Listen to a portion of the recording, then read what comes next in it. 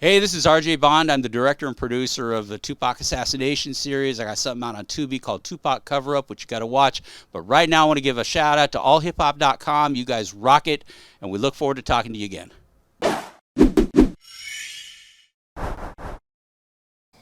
What's going on, everybody? It's your man Chuck Creekmer here at One World Studios. All Hip Hop's in the building with a special guest, RJ Bond.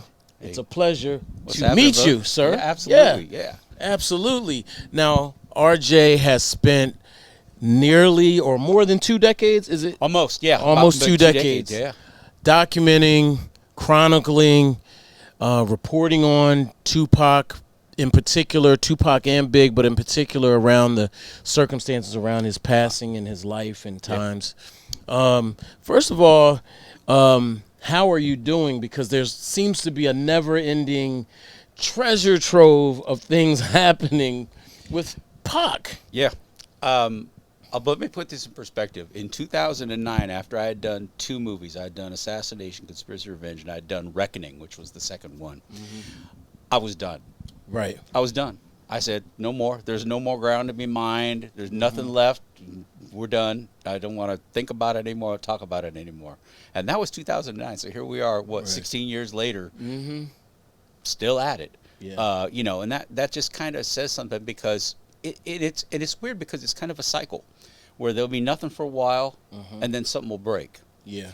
And one of the detectives, Russ Poole, who was into the Biggie thing more than the Tupac thing, but he was in the Biggie thing, he always said, you're going to get the best information, believe it or not, around death, around deathbed confessions, around somebody passing away. People are a little less afraid to talk. Right. So you get these nuggets, these leads that you can, move forward on. So, yeah, I thought for sure I was done. And, of course, every time I do another one, even this last one, I'm done. Yeah. I'm done. I'm not doing this anymore. I'm not. And yet, like Al Pacino said, every time they drag me back in again, every time I think I'm out. But the amazing thing about it is it's always something that stimulates your brain. It makes you think, and it's unfortunate because I think the people that should be doing the thinking haven't been doing much thinking, so they've kind of left it to us to kind of crowdsource it almost, where you get people and I, compliment a lot of the YouTubers that are out there right now. They're busting it, doing their own thing. They're picking up on threads we dropped a while back, and that's okay. There's nothing wrong with that as long as they can continue to develop it and keep moving forward, keep that ball moving down the field. So. It's been just a constant thing, but I never thought I'd be right now doing this. Nope. Right. I'm too old. I don't thought I'd be doing this anymore. You're only old as you feel. That's right. That's true. But the last docuseries you did was Tupac Cover Up. Yeah. What made you do that one? You're really critical of law enforcement and the investigation, but Cover Up is actually it's a different nuance. It's a different feel.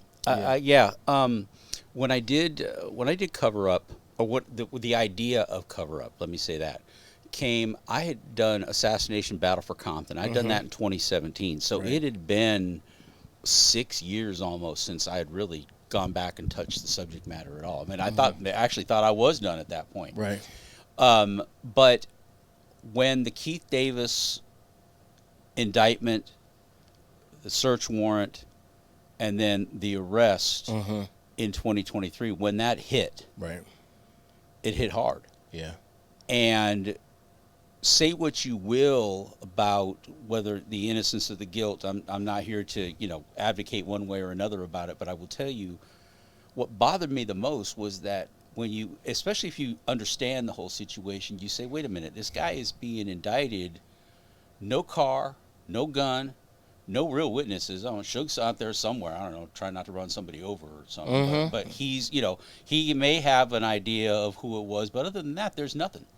There's nothing. There may be some bullet casings, and they can't even establish that he was in Vegas. The Keffe D was in Vegas at that time. So what do you have left? You have a man being charged and potentially convicted for something he said. Now, I don't know about you, but that's not the kind of country I want to live in. When you look at that, I think there was that 86-47 flag thing going on right now in the news where The court said, it's a flag. It's free speech. It's, it may not, people may not like it, but it's free speech.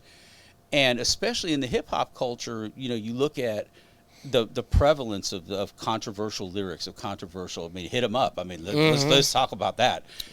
When you look at, maybe that would be called hate speech these days. I don't know, but when I saw that, the essence of what they were charging him with, and I saw the grand jury testimony and all that when they read his book Compton Street Legend, which he wrote with another guy, because it wasn't just him writing it. It was a co-author situation. When you look at that book and that they read that into the record, they literally, like story time. They got up on a stand. A guy just read segments out of the book. Aren't you really judging a man based on what he said? Because you look at like Art of the Deal, Trump and Art of the Deal. How much of that is true? Right? Do we know? It happens so often. I had an author friend of mine we were talking about the other day, and she said there's a name for it. And I had never heard this before. There was a name called autofiction. And you said, what is autofiction? Autofiction is an autobiography that has a bunch of fiction written into it.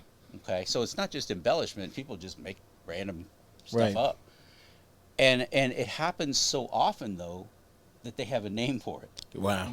That's the thing, autofiction. Yeah. And so when you look at a concept like that and you say, okay, well, how much of it was Keffe D's story and how much of it was the other author? Like I said, at the end of the day, you're looking at, we're taking somebody to trial based on what he said. Right. Absolutely. I don't care how many times he said it. Now, what about the interviews? He said he's incriminated himself in interviews, and he's done that over and over, over and over. What are your thoughts on that? Those aren't confessions?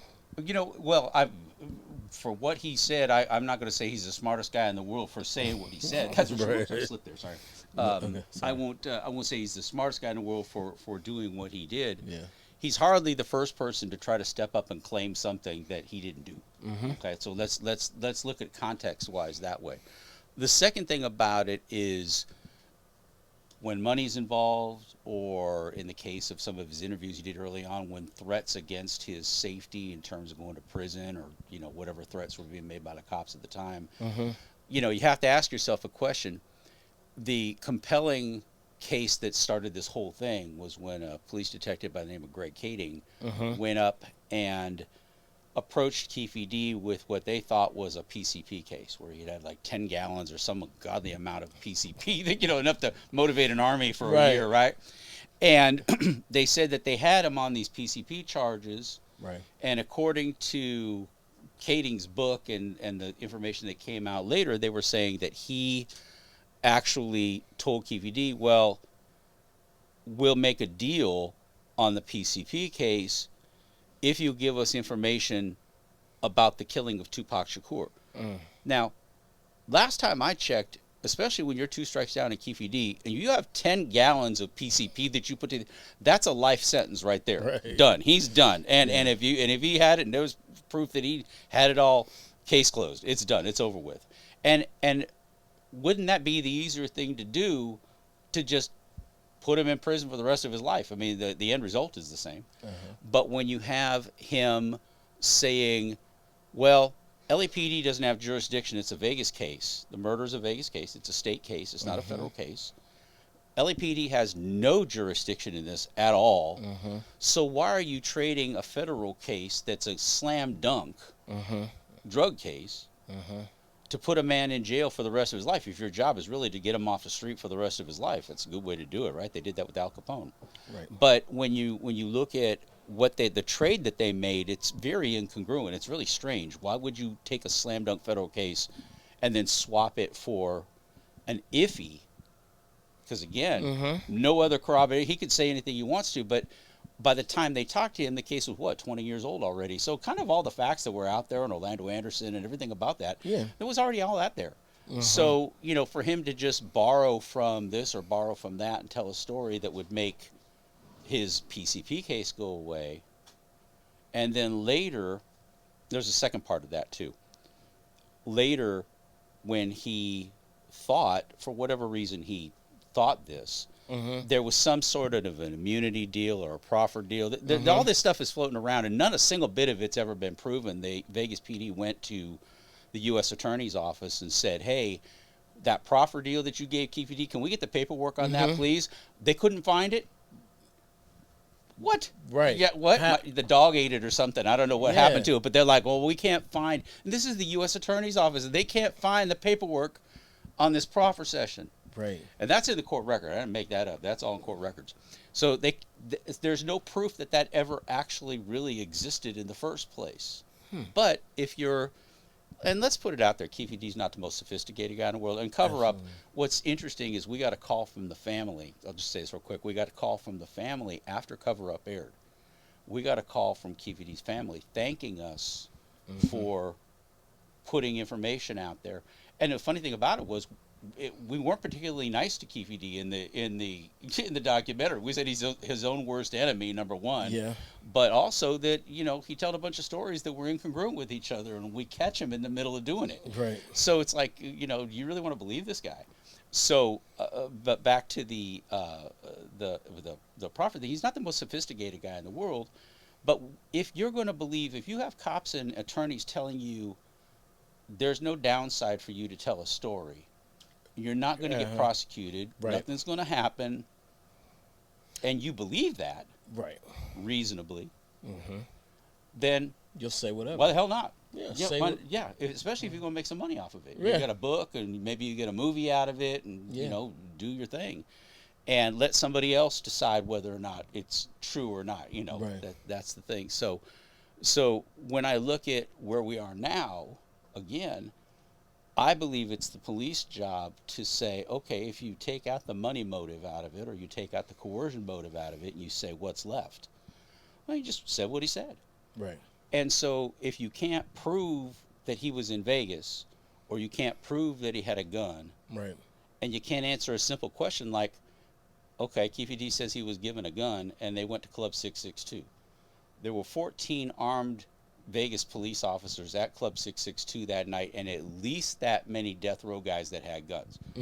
You're going to tell me you're going to bring one gun to that's what Custer's Last Stand. You got the Alamo all of a sudden. Where you're bringing it's almost like bringing a knife to a gunfight. You bring one gun to a 28 gun fight, and you think that's a good idea. Enough. Yeah, that's a good idea. So there's so much of that needs to be overcome before we can just get to the craziness of what he's alleged. And so that's kind of how I view it. I think as the judge said, and the judge has already said this, the prosecution has an uphill battle in this case.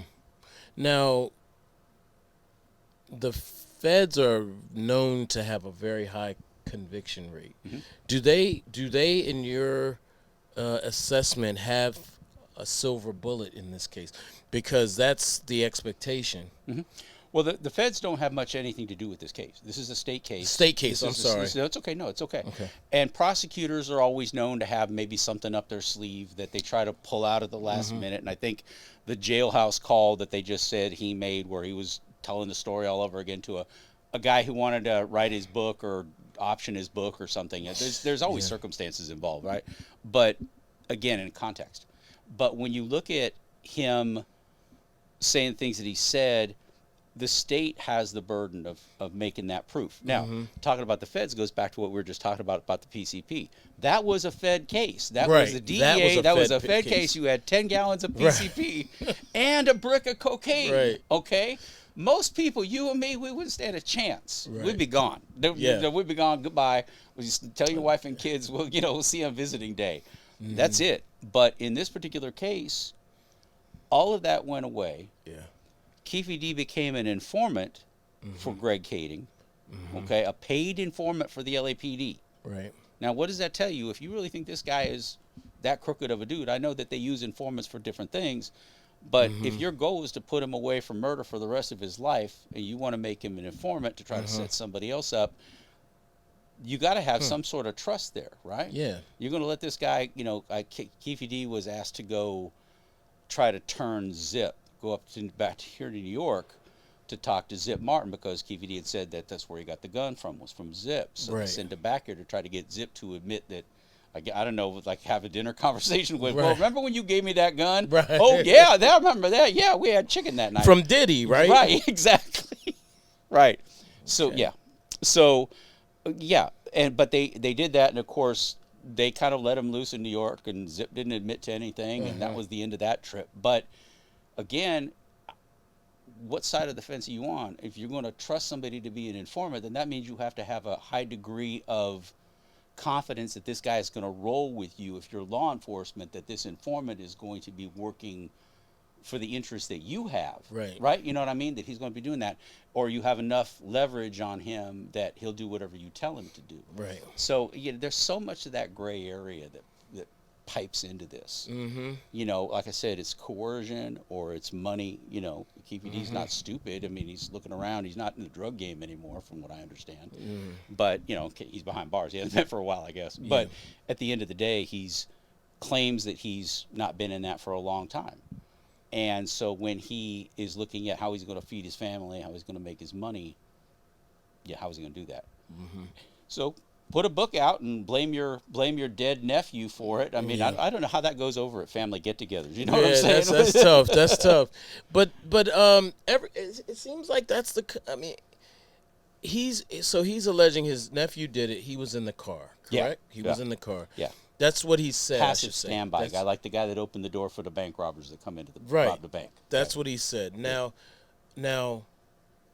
do you believe Orlando killed Tupac? Do you think that Orlando killed him? I don't. Okay. I don't. Tell me what you think. Okay. And, or your thoughts. Okay. A couple of things. One of the things we talk about in Cover Up is how about 15 years or so into the narrative, which was started about 5 minutes after the shooting. And yet again, you go for the low-hanging fruit. What's the first possible thing somebody could set up in a hurry to get a narrative across? And Orlando Anderson got into a fight earlier that night. Okay, there you go. Case closed. But over the years, when you started to find out that he had a bad shoulder injury from playing football, he got injured really bad that night at the fight, that he may or may not have gone to the hospital for it that night, and later on went to UCLA to get his shoulder thing. The question becomes whether or not he was actually physically able to. And if you notice recently, that narrative even has shifted to Dre was the shooter. It wasn't Orlando Anderson anymore. Now Dre was the shooter, according to some roommate of his or something. Suddenly now that's Dre even who? shifted. Big Dre. Dre. Big Dre was in the car allegedly with them. I just want to clarify. Right. For Actually, folks. yes, absolutely. And he's passed away now too. Yeah. But when you have that, it got gas at the beginning, and then over the course of 10, 15 years, it started to run out of gas. Because it's just a new society of a new generation of people came up, heard the story. Some facts had come out after the fact. It wasn't so hot on the press, and even Compton PD trying to go to Vegas PD, trying to get them motivated to, hey, this is your guy, this is your guy, this is your guy. They weren't even buying it. Right. So over the course of time, it kind of ran out of gas, and then that's when, I think it was 2010, 2011, somewhere around there. That's when this Kading book came out, and it was kind of Orlando Anderson 2.0. It was like a reboot, if you will. Like, how they make movies and they reboot a movie after 10 years. When it's, they go and they reboot it because maybe you can get some more juice out of the squeeze. You know? So that's what kind of got the whole Keffe D aspect of it involved, that he was there. But I think there's enough questions in terms of Orlando Anderson's capacity at the time. Most of what you know about Orlando Anderson came from Tim Brennan and Bobby Ladd, who were Compton PD cops that claimed that Orlando Anderson shot them when they were eating at McDonald's and having a hamburger, that Orlando Anderson shot at them. Okay. Well, I mean, if that's the way the relationship starts, and that's how you meet the guy, is that he's taking a shot at you while you're eating a hamburger, you may have a bit of a thing against him. Yeah. So when you look at even that aspect of it's a little shaky. The whole thing is just really shaky. Yeah. And so when you look at that now, it's no secret, especially as of today, where my feelings come from is, if you're going to accept the revenge narrative, is what I call it, okay? and you're willing to accept the whole big story about who did what, and this gun went to this, and this guy went to there, and he did this. If you're willing to accept that, there's a few other narratives that are out there that are actually a little easier to believe. Right. You know, and one of them, which happens to be my favorite, is the Kevin Gaines narrative, and that, you know, you have an LAPD officer, okay, who is affiliated with Death Row Records. He was living with Sharitha Knight, Suge's wife, for 4 years. It wasn't it wasn't a tangential dating relationship. They were 4 years they were together. This guy called 911 on himself. Okay, this is all well documented that he had a gun, went crazy, was wandering around in front of his own house with a gun held to his own head, and calling 911 on himself and say, "You guys need to get there." And when they got there and they drew him down to take his gun away from him, he turned around and filed a claim against the city, got Johnny Cochran involved, and got paid. Okay. This is all true. Right. There's truth is stranger than fiction thing. Yeah, that's strange. But this is the kind of guy he was. Kevin Gaines was the guy who got killed by Frank Liga, another police officer, which kind of kicked off the whole Rampart thing, when Kevin Gaines waved a gun on the middle of a busy street in L.A. at an off-duty undercover drug officer, Frank Liga, and got shot to death for doing it. When you look at a guy that's kind of that, I don't say unhinged, but I think there's enough evidence, enough body of evidence that shows that.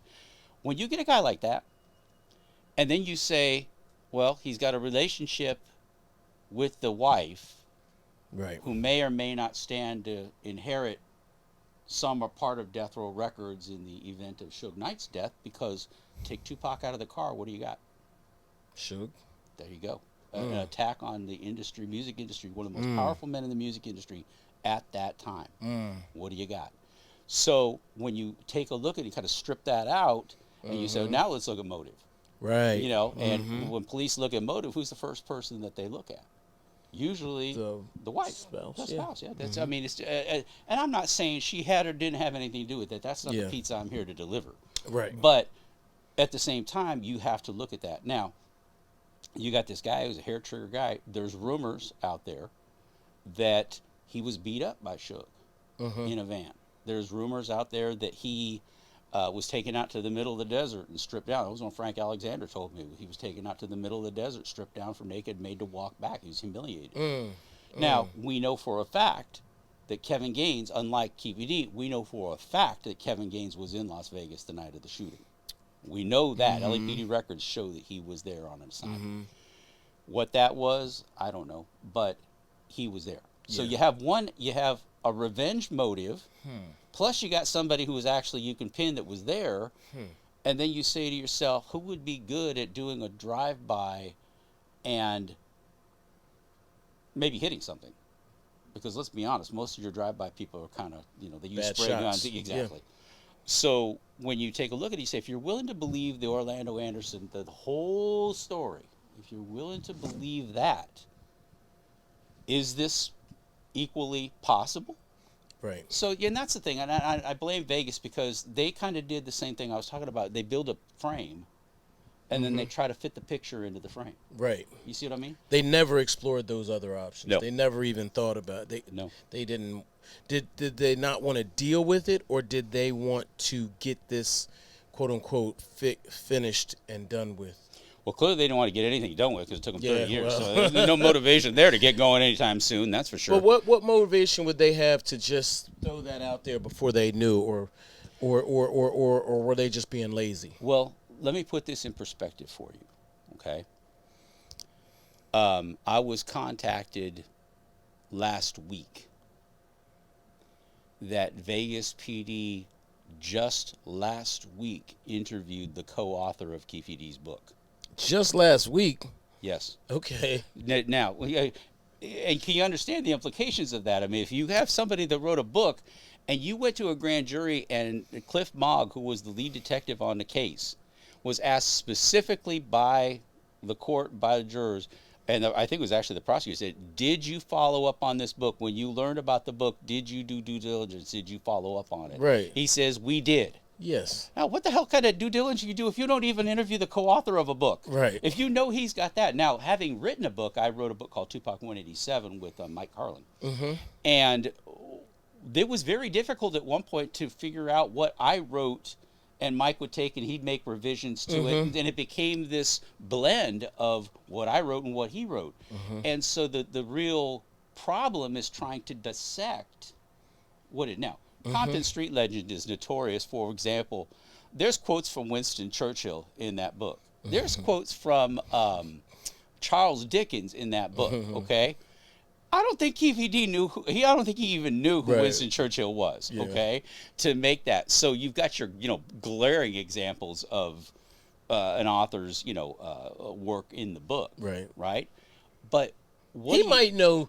He might know Charles Dickens. You never know. I know. I'm Yeah, just- maybe just I don't know. kidding. Yeah, right. He But might. anybody who's talked to him for more than 5 minutes, Right.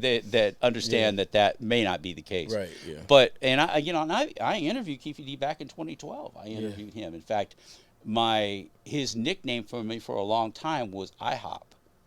Because we met at a house of pancakes. Okay. The first time I ever interviewed him, did a conversation with him. He was just out of jail.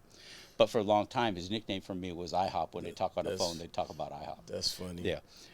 Now, you are a consultant for Keffe D's defense. Yes. Is there any possibility for you to have, say, a conflict here?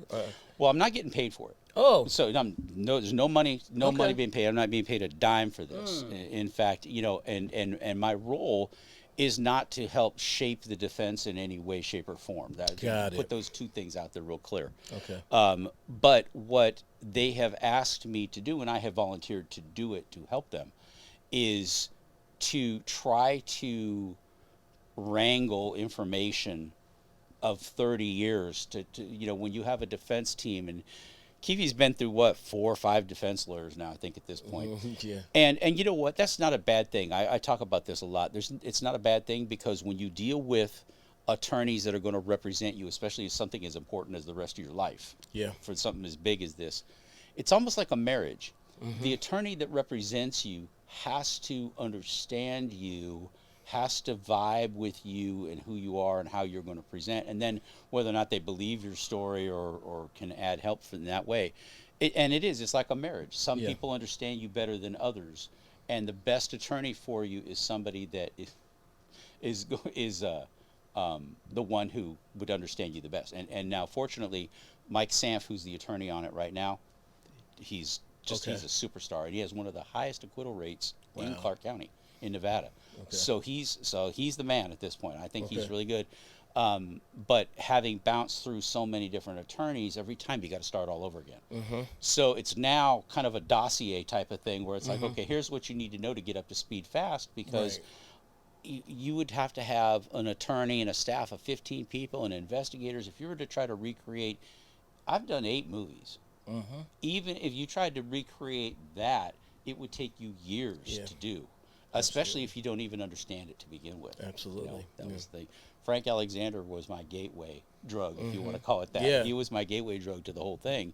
We were friends for almost 10 years. A lot of people don't know that. Before we did the assassination movies, Frank and I, we were friends on a completely different level. Yeah. At that point, rest in peace. Rest in peace. Yeah. He was in The Godfather of your kids. Is that correct? Yeah. Godfather of my son. Yeah, Yeah, your son. Your son, yeah, absolutely. We had many adventures. That had nothing to do with Tupac. We had many Right. adventures for almost 10 years. Prior to one fateful day, he had done a DVD called Before I Wake. Okay. And that's a Right. hip hop staple. Everybody knows that. Absolutely. 2001. And when he did that and Got Your Back, he'd done the book too. But when he did both of those, let me know in the levels on that too. We're good. When Before I Wake dropped, he called me. I was in Kentucky. He was in California. I was in Kentucky. And he called me up, and I was working on another film altogether. I was doing a non-fiction film, Yeah. ghost movie. And he called me up one day, and he said, listen, Xenon, my distributor, wants me to do a deluxe edition Okay. of Before I Wake. And if you remember back in DVD days, his was one of the first DVDs to come out when that technology dropped. So he made a ton of money because he was just first mover in that field, and it was good as hip-hop. It was great, and it was Frank. So he did that, and they said, well, Xenon called, and they said that they want to do a deluxe edition of it. And I happen to have several interviews that Sean is a relative that helped him produce the show. We didn't give them. We didn't Right. put in the documentary, but I have several interviews, including this guy Michael Moore. And I said, "Who's Michael Moore?" Michael Moore was the the other bodyguard for Frank. Yeah. I said, "You have that?" I said, "Can I see it?" Right. And so I flew out to his house, and as I did many times, just because it was easy to get picked up from the airport, he'd come right over. But I looked at it, and I looked at the other information he had, and he had these phone calls, and he had all this just stuff. And I said, here's the thing I'm thinking. You have so much stuff. Why would you, if somebody's going to buy a deluxe edition of a DVD, they're going to, maybe 25% of the people who own the original might buy the deluxe, the Right. real hard fans. You know what I mean? Right. I said, so you're going to give all this other information away for 25% of wholesale. Okay, so you're beginning a 75% discount on your stuff. Why don't we just do another one like Doritos? We'll just make another one, right? Yeah. And do another one like that, using the material that you have, and then we'll go get other interviews and we'll do other things as well. Right. And he liked the idea, of course. That makes sense. And that's really how Tupac Assassination Conspiracy Revenge, that's how that got started. Got it. It evolved as we started talking to more people and getting more information, and that it became, originally it was called Tupac Evolution. That was the name of it, Okay. because we talked about how the case had evolved over the years. But Yeah. in this case, we said, okay, well, now is it conspiracy or is it revenge? What's the motive there? And that set that whole ship sailing. In terms of that. But I wish I could say, we sat down one day and just came up with this great idea for a show. It was really organic. Came out of that was our friendship. Yeah. Okay. What about the family, Tupac's family? What's your relationship with them? Good. Actually, I'm going to meet Mo Preem tonight. I'm gonna. Yeah, he's in the Bronx, right? Yeah, he's in a book signing. Yeah. Man, Mo Preem, you ain't hit me up, man.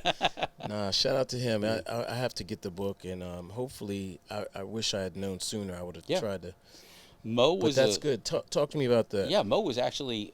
He was in. They did an interview with him for Assassination Conspiracy or Revenge. We did an interview with him early on, 2007. And we've kept in contact back and forth, but and positively. The rest of the family, even his mom, I have one of my favorite things is I have a full size, like one of these posters of Conspiracy or Revenge poster, and it's signed by Afeni. Oh wow! And that's the thing with peace, love, and respect. Afeni signed my poster, and the rest of the family did too. Okay. It became kind of an icon because I take the poster with me places. And I would get people that were tied up with Pac to sign the poster. If I go do an interview, here, go sign my poster. Adrian Gregory signed my poster. Gloria Cox, his aunt, signed it. The Outlaws signed it. Even Shock G signed it. But Shock G, it was a picture of Tupac looking very silent, down, gracefully bowing. Right. Y'all see the picture. He draws a big blunt on it and smoke drawn up on it, and he says, "This would have been Pac. You couldn't see Pac without a blunt, so I'm drawing one on it." And he drew it on a poster. So that's the thing. Now fortunately we had a good run with Conspiracy or Revenge. While we were making Part 2, Reckoning, I wanted to talk about what happened after the shooting, because it affected so many people in so many ways. I thought, well, we talked about the shooting. Let's talk about what happened after. Because the family was rocked his days, after his death. What was that all about? And so we did that. But in doing so, in the middle of that, we got a call from the Atlanta Film Festival in 2008, and they said, "You guys just won the Red Carpet Selection Award for Best Documentary of the Year from the Atlanta Film Festival. Wow. And we're going to fly you out, all expenses paid, red carpet, do this thing." And I was like, "Wow, really, me? Nice. I'm just this dude. Who do I know?" But we were out there. They wanted us to teach some classes to up and coming documentary filmmakers and spread the wealth, and we did. While we were there, we went to Stone Mountain, Georgia, to the Shakur, at the time, the Shakur Foundation. I wish it was still there, but we shot a lot of B-roll and Frank and all that at the foundation there with the family's blessing to shoot there, which is really saying a lot. And then, what was the best part about it was that the family came to our screening that night when we actually screened the movie at the theater, red carpet, and the family showed up. Wow. And I was like, I awesome. still get choked up about it because that said everything you needed to say. Afeni believed in Frank. Afeni believed in what Frank was doing. Frank You was a know, rider. yeah, there was no question in anybody's mind about that. Yeah. And in a world of a lot of phonies, Yeah. Frank he's a stand-up guy. Right. And so just by proxy, I kind of went along with it. I always felt like I was the guy in the red wagon. Frank would tow around, I was the guy in the red wagon. But at the same time, that transferred over the years. And then, of course, when Frank passed, I still kept up the relationship. I still kept up the communication with the family. And that. So we've had a good relationship. Good. But back to Keffe D a little bit. Yeah. Is he a fall guy? It's funny. I use the word. Go ahead. I use the word victim of circumstance. He's a victim of his own circumstance. I do believe that Vegas PD took low hanging fruit. And again, and I want to make this real clear too, because there's something I haven't said in a while. You have justice, and a lot of people want to have justice for Pac. Right. There's no question about it. I do too. Yeah. Okay. But there's a difference between justice and blame. Right. Blame is easy. Justice is hard. And one of the things I said to the attorneys when I, was working with the Keffe D stuff, I was saying, look, I want to get this right. Yeah. If this is going to be justice, we better be right. Right. Because I don't want somebody in a book 10 years from now looking and saying that Keffe D was justice. Right. Because if all they have is what they have, and for some reason they're able to convince a jury of that, that's again, convicting a man on what he said. Right. But it shouldn't be too hard, I would imagine, because they're putting people in jail over rap lyrics now. Well, they were trying to get that stopped. That's the thing about I it. The courts have overturned those couple, the ones in Georgia, I think you're talking about. Yeah. They overturned those and said, no. Oh, okay. Yeah, that was, and it's funny you mentioned that because we'd been following that too, not from the defense, but my curiosity was, I tripped across that a few years ago when that first came up, and I said, even before the Keffe D thing, I said, well, this is interesting because I've always wondered, what would Pac have would hit him up just by itself? What would they have found against Pac? Right. Had Pac lived and Biggie died, what now? Right. You know what I'm saying? There's a version of this where maybe Pac would have lived and Biggie might have died. And then you have Pac saying all of these things in this song, right? And it's like, whoa, wait a minute. He'd be #1 suspect. Yeah, for sure. Yeah. So I'm sorry, and I keep pulling the microphone away. I got to get it closer so my beautiful baritone voice can show. Yeah. No, definitely a radio voice. Yeah, that's so. I mean, I think about it a lot. Pac just seemed. I know I interviewed Mopreme recently, and he explained to me how he got off. He got out the car. Yeah, he got out the car. Death Row. When he joined Death Row, he got out the car. Yep, absolutely. Yeah, definitely. What about you talked about the idea that maybe this was an attempt on Suge's life, but what about the responsibility overall? There was a lack of security. It was reckless behavior overall. Yeah. Well, I come up with this recently, so we'll have to see how wet the paint is on it. But I'm trying this one out. There are 3 words that I talk about. I talk about responsibility, I talk about liability, and I talk about culpability. Okay. And let's break that down. When you say what you just said, I would say is responsibility. Now, I would say Reginald Wright Jr., who was the head of Death Row Security at the time, ultimately had responsibility for everything that came down that night. Right. To the last detail. It was the worst security operation I've ever seen in my life. And they should be ashamed of themselves for how everything went. Just from the arm, telling the guards, don't carry your weapons. Whatever reasons they have for what they did, it doesn't matter. A man died on their watch. That's the end of the story. So that's the responsibility part. Then you have the liability part. And that's the one that's the real sticker, because that's what the courts are trying to figure out. Who has liability for his death? Right. Was it Orlando Anderson? Was it Kevin Gaines? Was it some other guy? Who knows?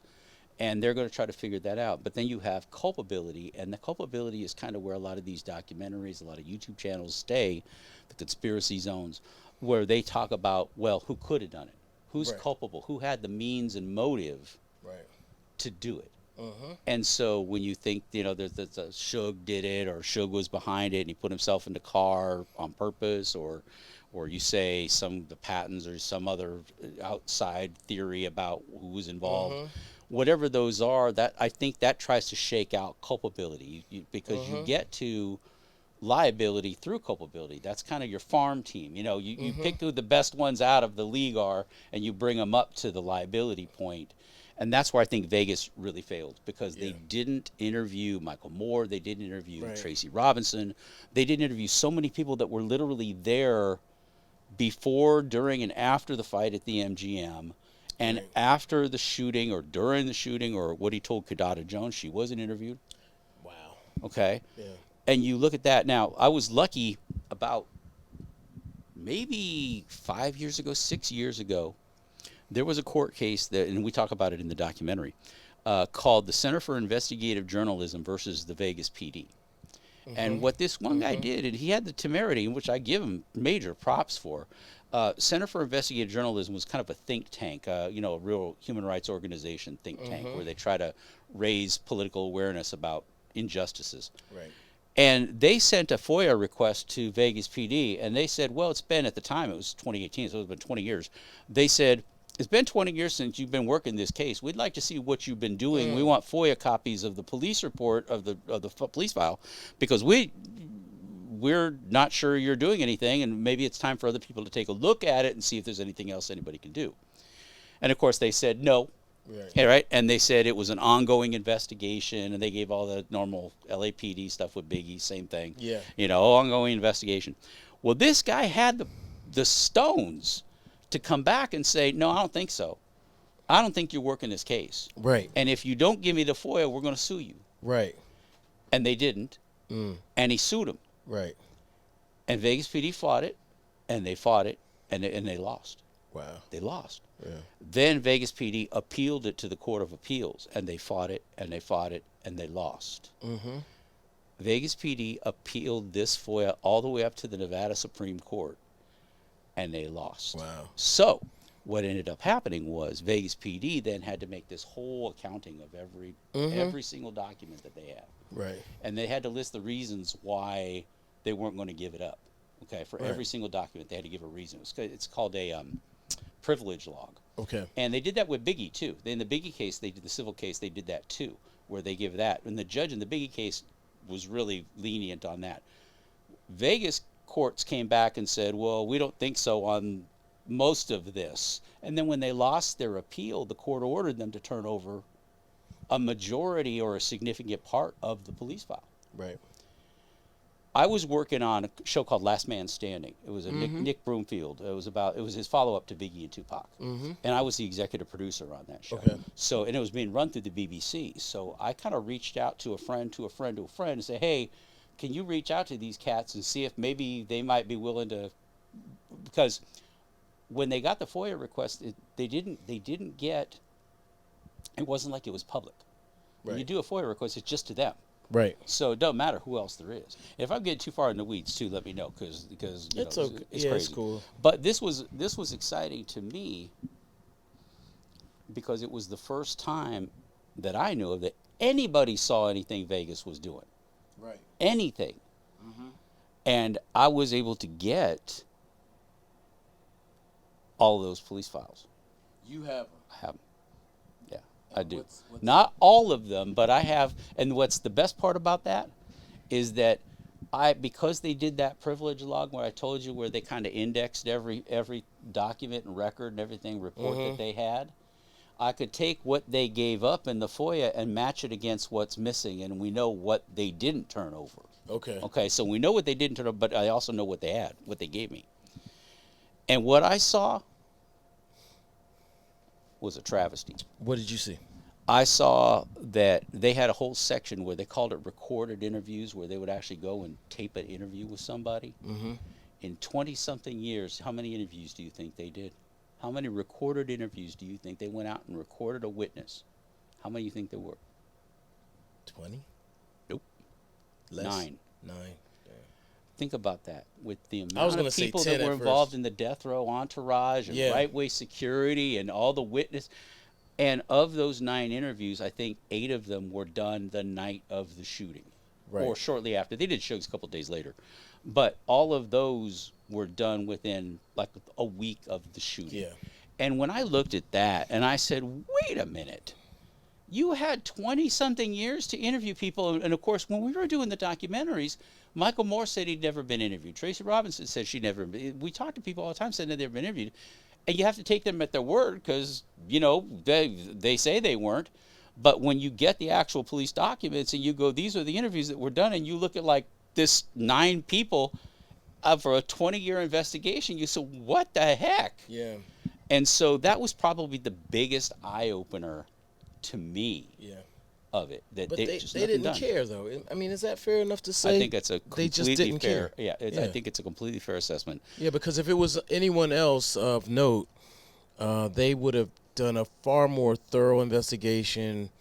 It would have been wide-reaching. Absolutely. The connectivity to Big, Suge, even I think, because it wasn't. Or even Diddy, for that matter. Or Diddy. Yeah. And by the way, let me segue into that. Chuck Phillips was, and I didn't know this, was working with Greg Kading. Talk about that relationship, because we were actively reporting on this during that period of time. Yeah. And that was a bombshell of incredible proportions when Chuck Phillips dropped that bombshell in the L.A. Times, if I'm not mistaken. Chuck Phillips was a reporter for the L.A. Times, in case anybody wants to know who Chuck Phillips is. Chuck Phillips was a well-respected reporter. Absolutely. At one time or another, Pulitzer Prize-winning reporter for the L.A. Times. Yes. And he kind of lost his way, but I think he wanted to make a name for himself, especially with the up-and-coming hip-hop genre, and kind of make his name for that. He was going to be the hip-hop reporter, so to speak. Right. And he got involved with Death Row Records, and he got tied up in that whole thing. It was unfortunate. We interviewed Phil Carson, who was the head of the FBI's investigation on the Biggie case and the Tupac case. And Phil mentioned that Chuck Phillips was involved and was giving all this information and pumping information to Kading and working with him potentially on this book, Murder Rap. Right. And that's the rumor. I can't prove that he did or didn't, but Right. that is what was being fed, the information that was out there at the Gotcha. time. And so when you look at how, like I said, the reboot, Orlando Anderson 2.0, got that reboot going, and it came from Kading. When he put his book Murder Rap out, it was just a bunch of allegations. He said he met with Keffe D, no proffer report anywhere around. He made all these allegations in 2011 and fought to defend it for a couple of years. And you notice that the Keffe D interviews didn't start coming out till later after that. Yeah. That those were being were done at the time. And so when Keffe D started talking, he was talking to, I think Death Row Chronicles was the first show that he did where he was formally interviewed. Well, Kading and Mike Dorsey, who was his producer on the Murder Rap documentary, they were like consultants on that show. And Mike Dorsey told, I think it was Rolling Stone magazine, he told Rolling Stone or some other big publication that he sat in the back and fed questions to the interviewer for Keffe D to make sure that they stuck with the story.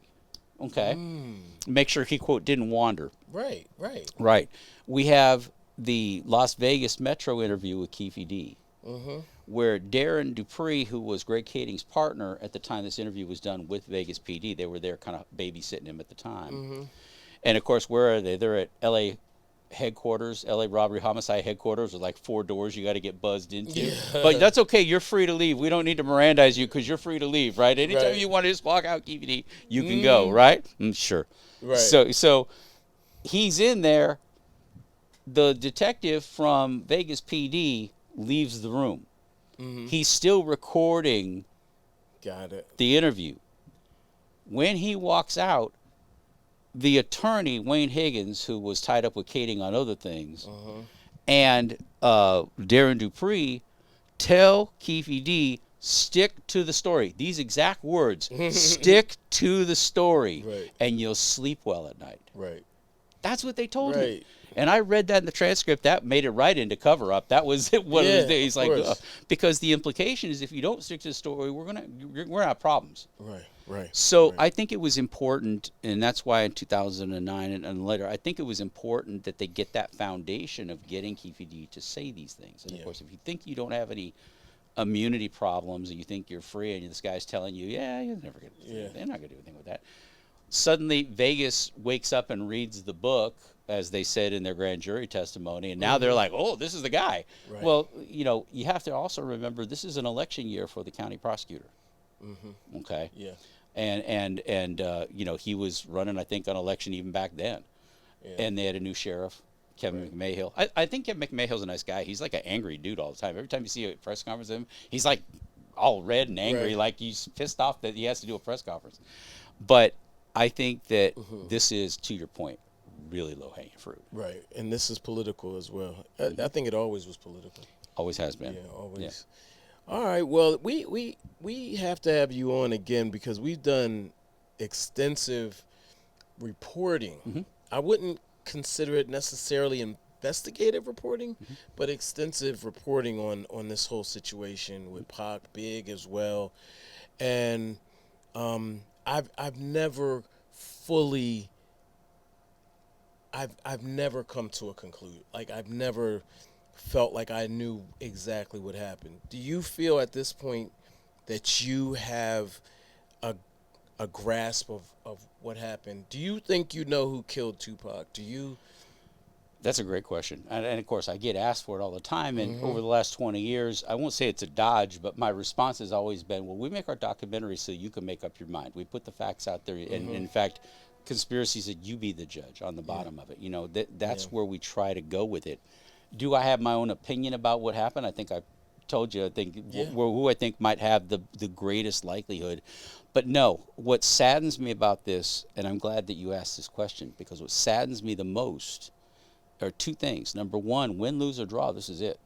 Yeah. Vegas PD has now put their foot in the dirt. Right. They're not going to bring another guy. Let's say he gets acquitted. They're not going to bring up prospect number 2 and say, okay, we're going to charge you. He didn't get it, so we'll try again. Right. Because reasonable doubt kicks in, and they're going to, well, look what you did with the first guy. You thought it was him, and now you think it's me. Okay. Right. And so there you go. So this is it. Either Keffe D is going to be acquitted, and my interest in it is to say, if he's acquitted, that at least gets that out of the way so that we can talk about other motives, because Orlando Anderson, as you know, for 20 years, I mean, it sucked up all the air in the room. That's been the biggest theory everybody's had. And so you really can't discuss anything else without tripping over that 15 times. Yeah. And so I feel like in one way, if they've gotten it all out there and that's all out there and the chips fall where they are and he's acquitted, at least it allows people to continue to speculate or develop what might be the court of public opinion on it. Yeah. But as far as the court goes, this is it. We're done. This is it.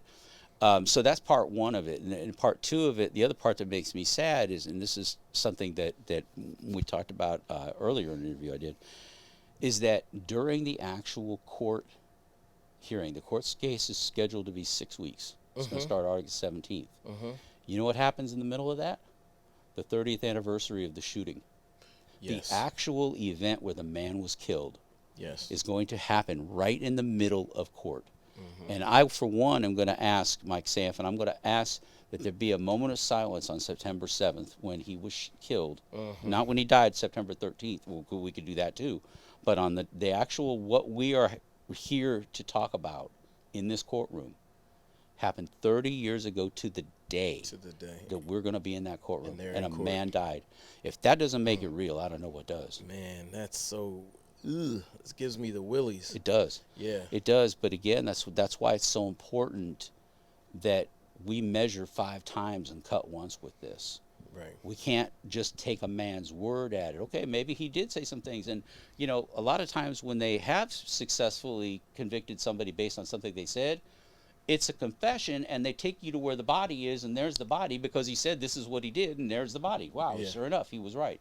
And he leads them to that. This is not the case here. So, in fact, there's a lot of contradicting evidence. You know, even his own stories. He said that he and Suge, he got there the night before the shootings, and they were at a hotel and comparing cars. Oh, it never happened because everybody came up in the morning. Right. So yeah. Right, So you know, so you have this myriad of things, but in terms of what I believe, you know, I don't think anybody's going to know for sure. I unfortunately just It'll don't think never you'll be. have your best guess. Yeah. But without that, and now with all the noise that's come from the Keffe D thing, I mean, a lot of people think, yeah, hey, he told on himself. Yeah. You know, he should go to jail. He should go to jail just because he's stupid enough to, you know, do the stupid tax. He's stupid enough to say all this and try to profiteer from it. Isn't it kind of fitting? Well, now he's been in jail for 3 years. I would say that's probably enough that he gets it. That he probably should have said some things he should have said. Yeah. You know, but to spend the rest of your life and go to jail in the absence of any other evidence just because you said something. We got people in the UK right now that are getting arrested for putting stuff on Facebook. The police are showing up at their doors. Right. I never thought I'd see that day. I'm getting old now, but I never thought I'd see that day happen. So, you know, that's where, for me, I think this case means a lot. Right. To a lot of people, and I just want to make sure we get it right. If it's Keffe D, fine. If it's not, but let's get it right. Let's get it right. RJ Bond, I appreciate you, man. Oh, Thank man, you of so course. much for coming to All Hip Hop. It was so much fun, and I look forward to talking to you again, man. Absolutely. Let's Can't chop be it the up. last time. No, let's chop it up. This is not ending here. No, to be continued. Yeah, to be continued.